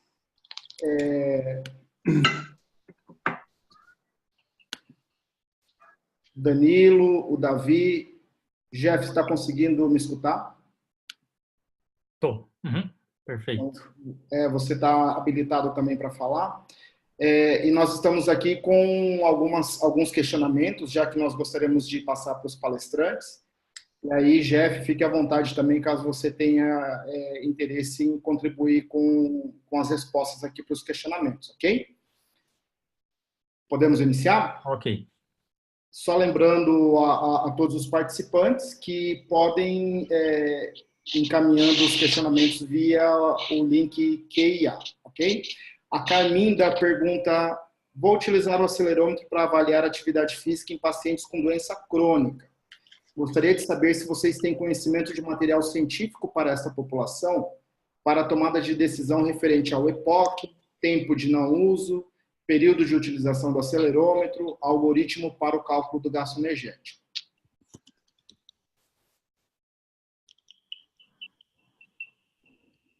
Danilo, Davi, Jeffer.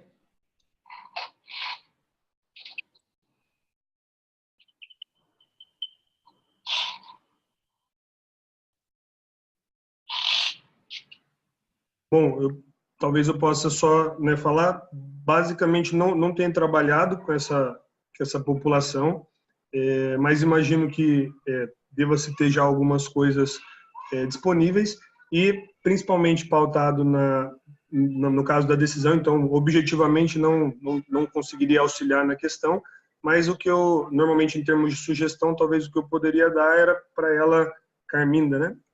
Que ela pudesse, talvez, pensar um pouco mais na lógica na hora de tomar a decisão, se não identificar, por exemplo, as evidências para isso, tomar a decisão com base nas características da população específica. Então, ela pode talvez encontrar, se não exatamente com a condição de saúde que ela está procurando, coisas paralelas, né? Então, hoje ela já tem informação bastante disponível para avançar nesse ponto. Mas, objetivamente, não conheço nada com relação a esse público.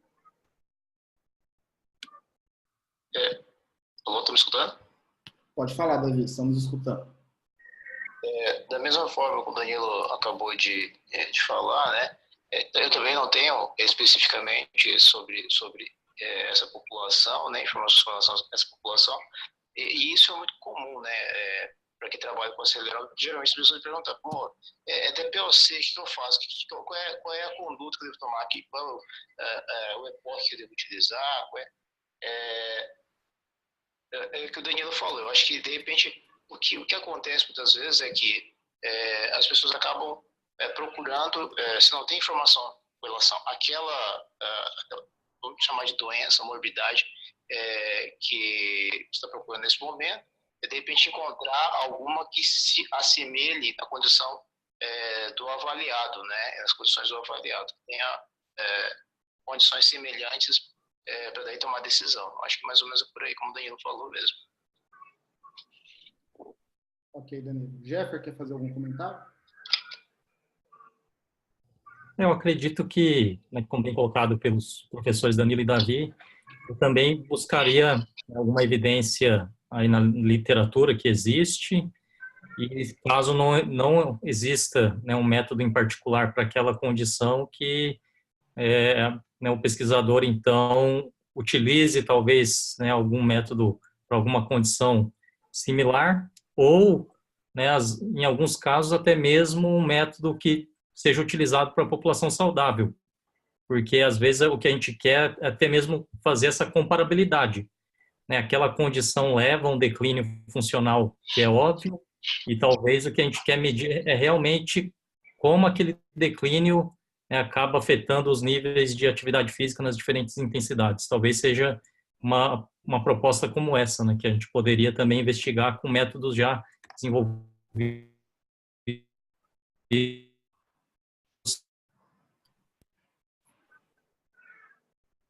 Ok, Jeff, obrigado. Bom, espero, Carminda, que tenhamos contribuído aí no esclarecimento das suas dúvidas, ok? Mas também nos colocamos à disposição, caso você queira encaminhar um e-mail, nós podemos te mandar alguns materiais, né, que talvez auxiliem aí na tomada de decisão, tá bom?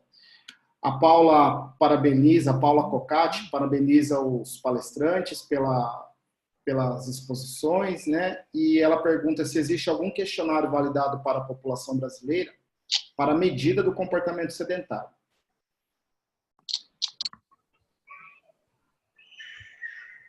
Posso responder essa, Marcelo? Pode, Jeff, fique à vontade. Ok. Bom, aqui a gente teve uma mestranda no nosso programa de pós-graduação que realizou um trabalho de validação, né, de um questionário que é o Measurement of Measure of Older Adult Sedentary Time, o questionário MOST. E aí esse questionário, esse artigo, ele foi recentemente aceito para publicação na Revista Brasileira de Cineantropometria e Desenvolvimento Humano.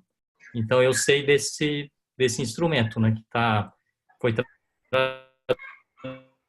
traduzido a idosos. Eu vou até passar aqui a resposta para ela. Uhum. É Paula Cocati, né? Eu Paula vou digitar aqui para ela procurar depois. Pronto. Ok. O Arthur Barbosa, ele coloca assim: na opinião dos professores, quais os principais fatores que devem ser aprimorados a fim de se obter medidas mais precisas e válidas da atividade física e do comportamento sedentário, tanto para questionários quanto para acelerômetros?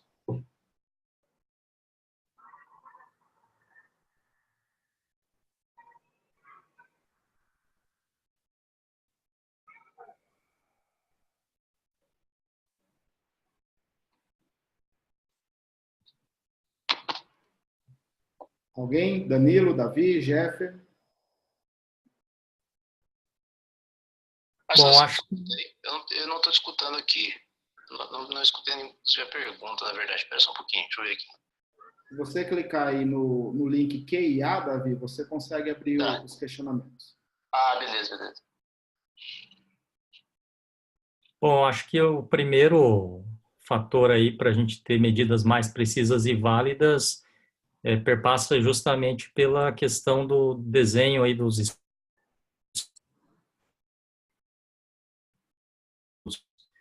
que são utilizados estudos de validação em primeiro lugar, óbvio, né? E depois eu acho que vai de encontro ao que o professor Danilo colocou anteriormente, né? E a própria pergunta, a segunda pergunta que é feita aqui pelo Arthur, que é a questão, né, da própria comparabilidade. Então, né, às vezes a gente tem problemas de, né, precisão justamente pela utilização de diferentes medidas, né? Isso aí, então a comparabilidade e a questão da precisão, elas estão basicamente atreladas, né? E agora a questão da validade, eu acredito que seja justamente a robustez, né, dos protocolos utilizados, né, e também a questão da própria população, né, para a qual o método foi desenvolvido. Então, acredito, né, no meu pensamento, esses fatores aí são primordiais. Eu acho, Marcelo, só se puder acrescentar, eu concordo com o professor Jeffer, e acho que o que talvez a gente pode avançar, né, é que muitas vezes esses indicadores são muito gerais, e a gente tem cada vez mais identificado características mais detalhadas dentro dos comportamentos. Então, talvez o que, de fato, a gente poderia avançar seria na identificação, por exemplo, de instrumentos específicos para objetivos mais detalhados dentro de cada problema de pesquisa. Talvez isso seja um dos pontos que a gente pudesse avançar em algum desses métodos. Ok. Bom, o Giovanni Macedo, ele cumprimenta, né, parabéns pelas falas, realmente bastante esclarecedor. Gostaria de saber qual seria o tempo mínimo de considerar um break como realmente um break. Por exemplo, se 10, 20, 30 segundos seria considerado realmente um break do comportamento sedentário, ou se há um consenso de um valor mínimo. Aí, possivelmente, ele já está falando sobre medida objetiva, possivelmente sobre acelerometria, né? Gostaria de saber o que seria considerado como um break do comportamento sedentário. Tá. Bom, eu posso tentar responder, depois se vocês podem complementar. Eu acho que a gente não tem, isso vai ficar muito refém da programação do aparelho, né, de como a frequência de amostragem que a gente tem dos aparelhos, mas, por definição, um break, ele é toda a interrupção de um bout, né? Então, qualquer interrupção de um bout, ele pode ser considerado um break. Ele não tem nada muito estabelecido se a gente precisa ser de 10 segundos, de 20 segundos, de 1 minuto. qualquer interrupção, ele já é caracterizado como um break. A nossa limitação para identificar muitas vezes isso são as características dos próprios equipamentos. Então, muitas vezes a identificação é em virtude dos próprios equipamentos e não do conceito de break, que é qualquer interrupção. Jeffer? Também a gente tem muito questionamento sobre o que a gente poderia, né, realmente considerar como um break em termos de benefícios, né, à saúde, porque nós não temos muitos estudos aí que avaliaram fisiologicamente quais são as respostas a esses breaks, né? A gente já pensou em fazer estudos com eletromiografia para ver qual que é a modificação, né, de acordo com breaks de diferentes durações. Não conduzimos estudos desse gênero, né, mas já pensamos a questão, né, de respostas aí, né, relacionadas à glicose, mas então assim até hoje não tem realmente algum estudo indicando qual seria a duração mínima de um break para poder dizer que, né, existe benefícios, né, à saúde. Na verdade, como o próprio professor Danilo colocou, um break, né, no momento, na atualidade, é considerado qualquer interrupção de um bout de, né, comportamento sedentário.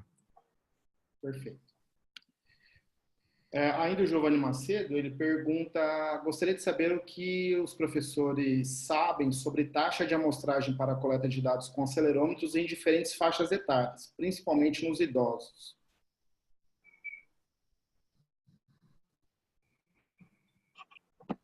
Bom, eu acho assim, né, em termos gerais, né, bem gerais, para a contribuição, o que a gente sabe em termos de taxa de amostragem é que a gente, quanto maior a sensibilidade que a gente precisa para detectar algum padrão de comportamento, a gente precisa de uma taxa de amostragem maior, né? Enfim, no elemento geral, se a gente for comparar, por exemplo, criança com os idosos, é muito provável que a gente precise de uma taxa de amostragem maior nas crianças para observar alguns tipos de comportamentos, né?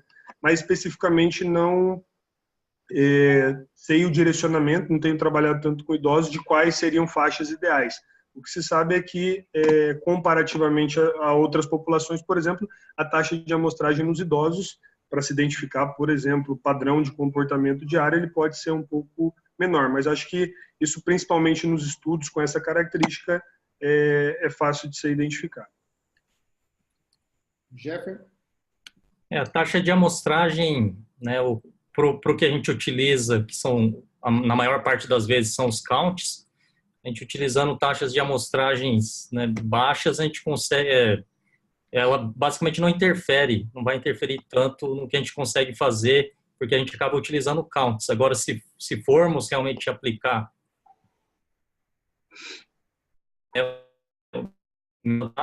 aí, como o próprio Danilo colocou, a gente tem que realmente, para populações aí que realizam movimentos de cunho mais, né, intensos, né, mais rápidos, como é a população aí de crianças e adolescentes, provavelmente a gente teria que ter uma taxa de amostragem maior do que em idosos. Mas, de forma geral, como a gente tende a seguir as tendências internacionais, né, principalmente o que acontece no estudo do NHANES, que é o maior estudo aí, né, de comportamento e questões nutricionais lá dos Estados Unidos, eles têm utilizado 80 Hz. Então, em geral, para tentar, né, atingir comparabilidade, o que eu tenho adotado é utilizar 80 Hz também. Mas é óbvio que existem métodos aí que utilizam, né, até 100 Hz. Hoje não existe um método operacionalizado, né, o Davi não está aqui mais presente, mas, né, ele estava falando da questão da inteligência artificial, mas não temos métodos operacionalizados que utilizam dados, né, de altíssima resolução para poder a gente aplicar na medida habitual da atividade física e comportamento sedentário. Então, hoje é como se fosse um tiro no escuro. Nós estamos coletando dados brutos, mas na maior parte das vezes utilizando o que existe e o que tem sido utilizado, que são métodos baseados em counts, né? Exato. Acho até nesse sentido também uma dica para o Giovanni, né? Quanto maior for a resolução que ele conseguir, a taxa de amostragem que ele conseguir utilizar, melhor. Porque se nesse momento você não conseguir analisar os dados em virtude que a ciência ainda não avançou de forma clara, né, de como podemos utilizar esses dados com uma taxa de amostragem tão grande, mas que no futuro talvez você possa aproveitar esses dados coletados numa taxa de amostragem maior. Agora, se você optar no início, né, por uma taxa de amostragem, por exemplo, de 20 segundos, 30 segundos, 10 segundos, em termos de counts, você não vai conseguir retornar isso para uma taxa de amostragem em hertz, né? E isso seria prejudicial para o seu estudo. Tá bom, Giovanni?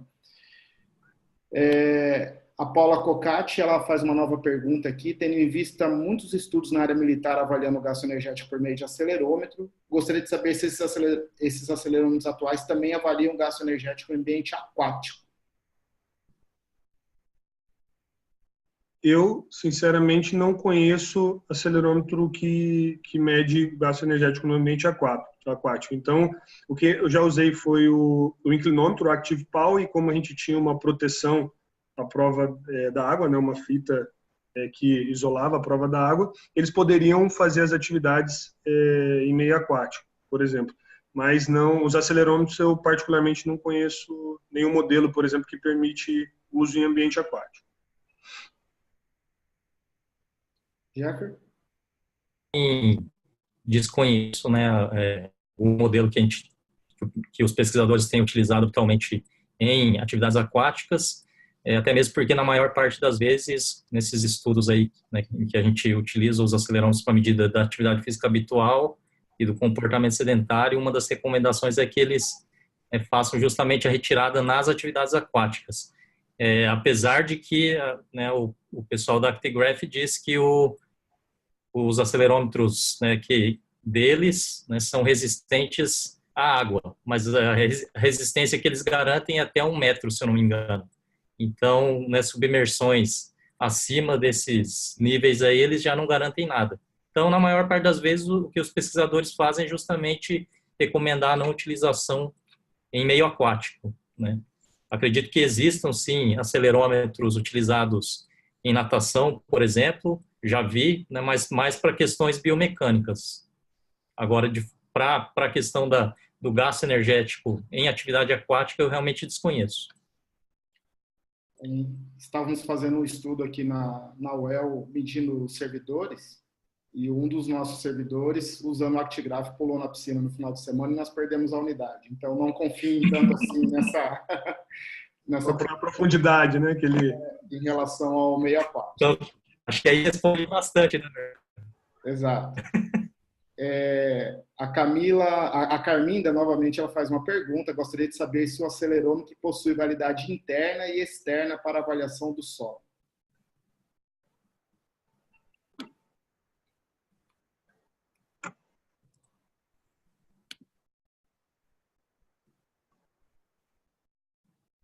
Danilo, Davi, Jeffer. Então, eu não trabalho muito com, quer dizer, não tenho trabalhado muito com sono, né, mas que existem, né, pesquisadores que utilizam um modelo similar ao GT3X, mas que é basicamente para pesquisas com sono, existem, né, e esses métodos estão implementados, inclusive, no ActiLife. Você consegue, em alguns casos, até utilizar os dados do próprio GT3X, né, se você pagar a taxa para liberar essa função lá do ActiLife, fazer análises da qualidade do sono, da quantidade de interrupção, mas, né, dizer com propriedade, né, qual que é o grau de validade, eu não posso, porque realmente não tenho tanta, né, familiaridade com essa literatura, mas eu sei que existem estudos, sim, que utilizam, né, acelerometria, né, os modelos aí da Actigraph para medir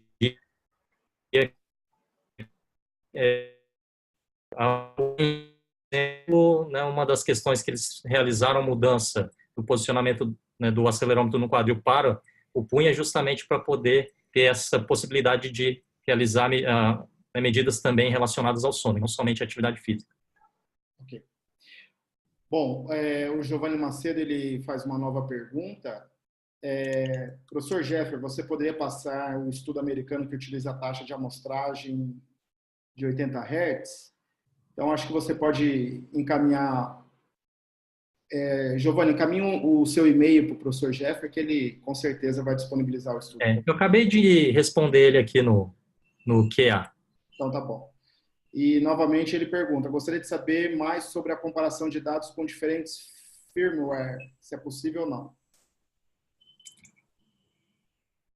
Posso responder essa? Pode. Então, essa questão do firmware, isso eu posso falar com clareza porque começou lá no laboratório onde eu estava no doutorado, né? Porque a Perry, né, Fridson, que era minha orientadora, ela teve acesso aos acelerômetros GT3X de primeira mão, então eles não estavam ainda não estavam disponíveis. A gente conduzisse alguns estudos lá para poder desenvolver métodos já para, né, para a utilização do GT3X. E o que aconteceu na ocasião foi que, nesse estudo que eu estava conduzindo, a gente tinha não só GT3X, mas nós tínhamos também acelerômetros GT1M. E nós tínhamos acelerômetro GT1M que, naquela ocasião, nem sabíamos que, né, existiam firmwares, diferentes firmwares para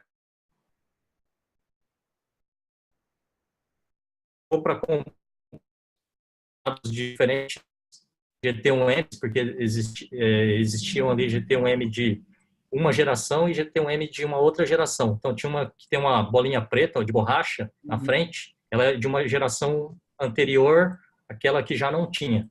E quando a gente verificou, né, os dados do eixo antero-posterior, eles tinham diferenças que eram bem significativas.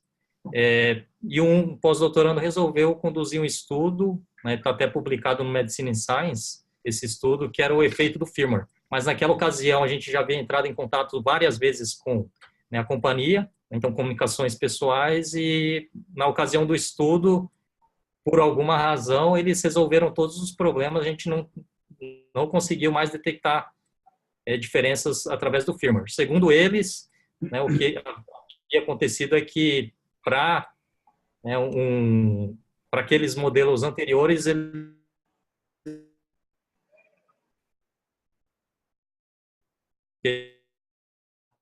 usavam um bloqueio e diziam que o acelerômetro ele era uniaxial, então, na verdade, ele era biaxial com o eixo antero-posterior bloqueado, né? Então, o que aconteceu foi simplesmente que, como não era utilizado, eles não sentiram a necessidade de realizar a calibração daquele eixo.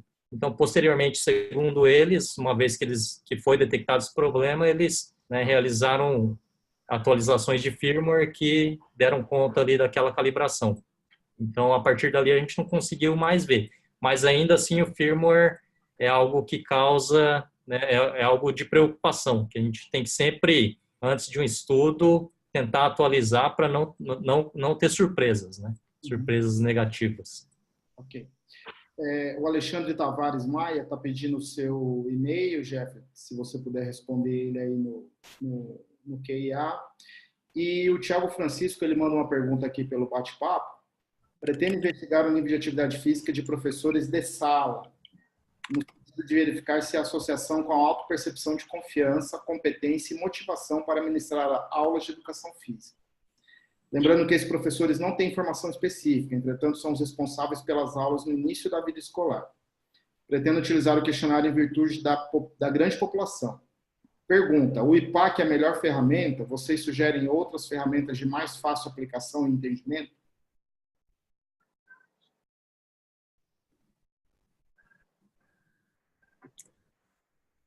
Bom, eu acho que a resposta para o Thiago aqui, eu acho que vai depender muito do objetivo, né? Eu não sei se aqui, pelo jeito, é a avaliação, então, dos professores, né? Vai avaliar o nível de atividade física dos professores, e o IPAC, por exemplo, ele pode permitir, dependendo do que se objetiva, ele pode realmente permitir uma boa medida. Então, ele pode ser, por exemplo, aqui no caso, dependendo do objetivo disso, pode ser a versão curta, ou se tiver o objetivo de identificar coisas um pouco mais detalhadas, como os domínios, talvez dá atenção à versão longa.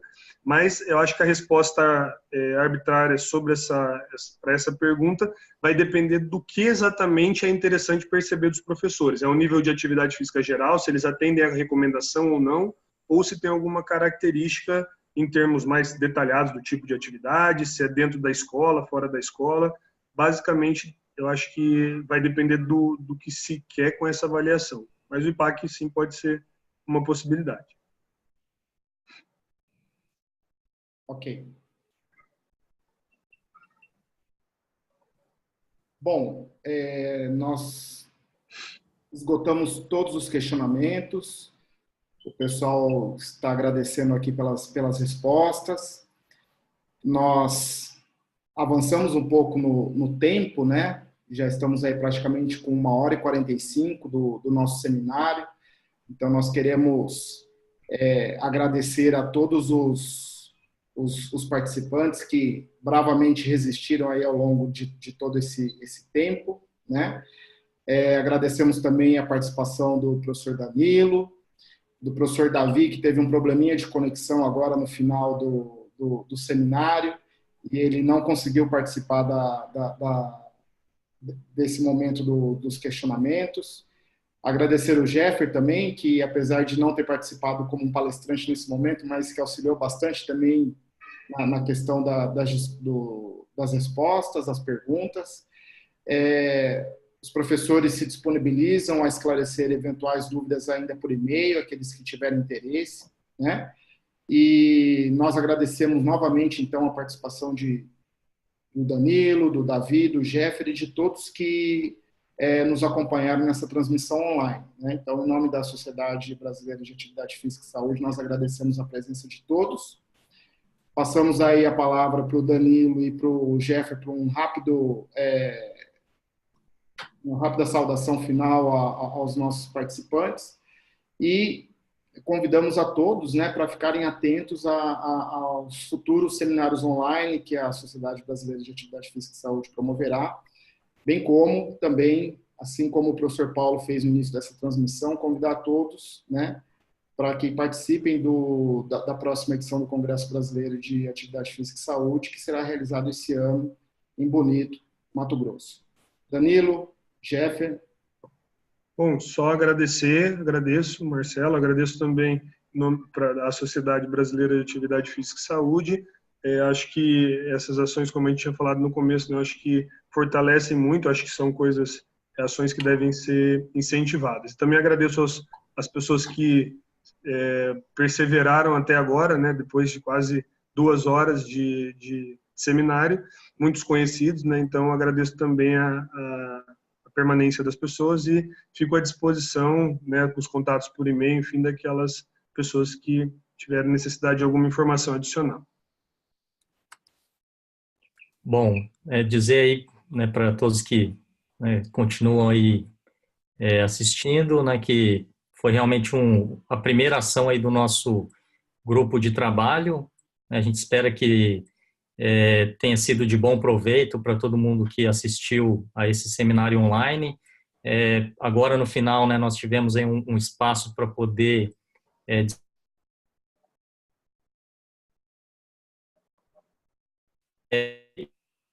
nós estamos trabalhando aí numa estratégia para poder atender, né, de forma eficiente os questionamentos que, né, as pessoas que trabalham com medida de atividade física e comportamento sedentário venham a ter. A gente ainda não identificou qual que vai ser a melhor estratégia, com certeza não será o WhatsApp, que, né, todo mundo aí ficaria doido, né, para poder responder. Então, acredito que em breve, né, nós teremos algum canal de comunicação que vai ser importante para esse tipo de relação que a gente teve agora no final, né, de perguntas e respostas, até mesmo para fazer a gente repensar algumas coisas e poder aprender, né, com esses questionamentos.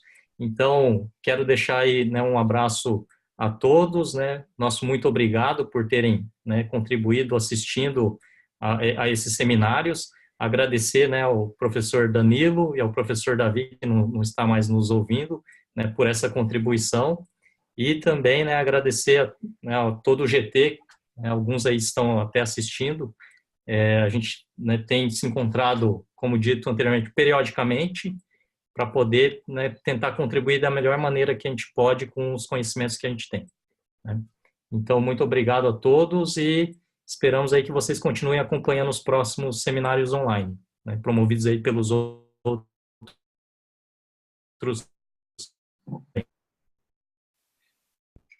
Ok, bom, para finalizar, nós lembramos apenas que esse seminário online, assim como os demais que já foram realizados, eles estão disponíveis no YouTube, no canal da Sociedade Brasileira de Atividade Física e Saúde, né? E depois vocês podem ter acesso a todo esse material, né, e que certamente vai auxiliar muitos de nós, né, no entendimento desse tema que nós gostamos tanto de estudar, que é atividade física, comportamento sedentário, não somente em relação às medidas, mas também em todos os outros aspectos, né, que englobam a pesquisa nessa área. Então, nós encerramos aqui esse seminário online. Desejamos a todos que tenham um bom feriado prolongado, um bom final de semana, né? E, novamente, agradecemos a participação de todos vocês nessa transmissão. Então, encerramos aqui a transmissão. Um abraço a todos. Tchau, tchau e bom feriado a todos aí. Valeu, valeu, gente.